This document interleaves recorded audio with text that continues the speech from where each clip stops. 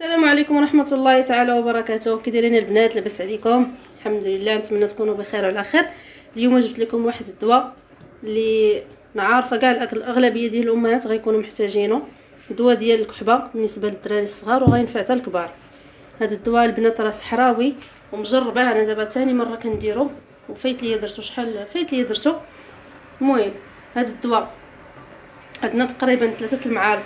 هذه راه الذروه ديال الجمل ولا الشحمه ديال الجمل، عندنا منها 3 المعالق. هذه راه فايته مذوباها، فاش كتبان لكم بحال هكا 3 المعالق ديال الشحمه ديال الجمل. عندنا تقريبا قدها ديال العسل الحر. انا هنا ندير عسل ديال الدغموس، المهم هو العسل يكون حر، اي عسل المهم يكون عسل حر. عندي 3 المعالق كبار يعني قد الشحمه قد العسل. عندي هنا معلقه كبيره ديال الزعتر اللي هو هذا، بالنسبه للبنات اللي ما كيعرفوش هو هذا الزعتر.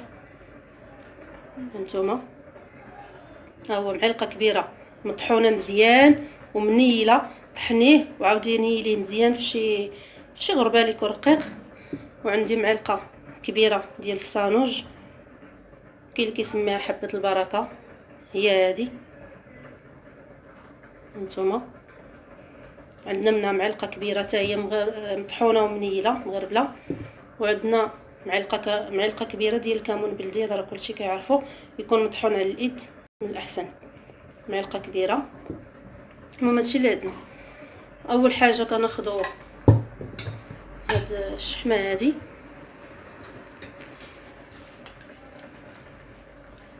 غندوبوها مزيان ونعاود نرجع لكم. من بعد ما ذوبنا البنات الشحمه ديالنا مزيان تتبدا تغلي، تتولي طالعه فيها الغليه وهي سخونه، غادي نزيد عليها 3 المعالق ديال العسل.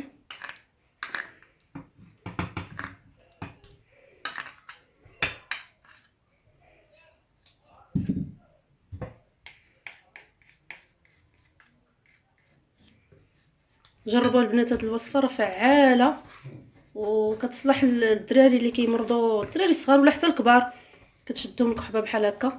ولا كتصلح الناس اللي عندهم الحساسيه ولا الضيقه حتى هي كتصلح ليهم. كنزيدوا معلقه ديال الزعتر،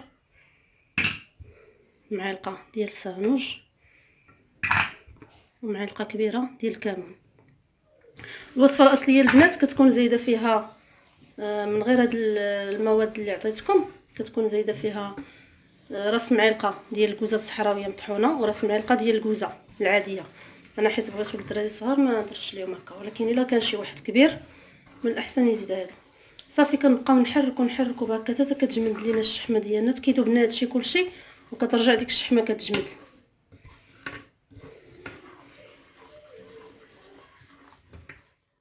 هانتوما البنات من بعد ما صايبناه كتبقاو تخلطوا بشويه بشويه، حيت الا ما خلطتوش البنات داك الشحمه ملي كتكون دايره بحال الزيت كتعزل الفوق، كتجمد بوحدها وكتعزل الفوق، وداك العشوب اللي درنا كيبقاو لتحت.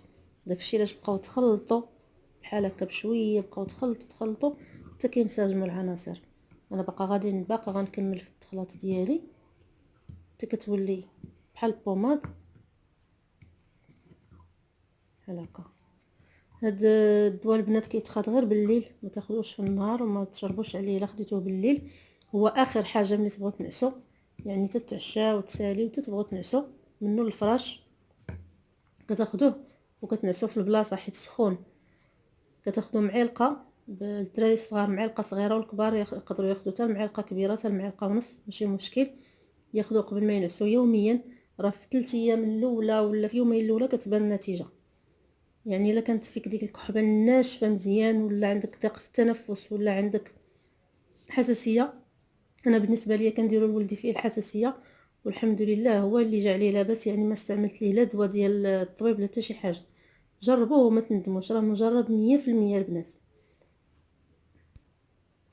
بالنسبه للبنات اللي غيقولوا لي الشحمه ديال الجمل اولا الذروه ديال الجمل راه كتكون في الصحراء، بالعكس راه ولات موجوده في الاسواق الشعبيه ديال المدن، بحال اللي في الرباط، الناس اللي ساكنين في الرباط راه كتباع في سوق السبت، كتباع.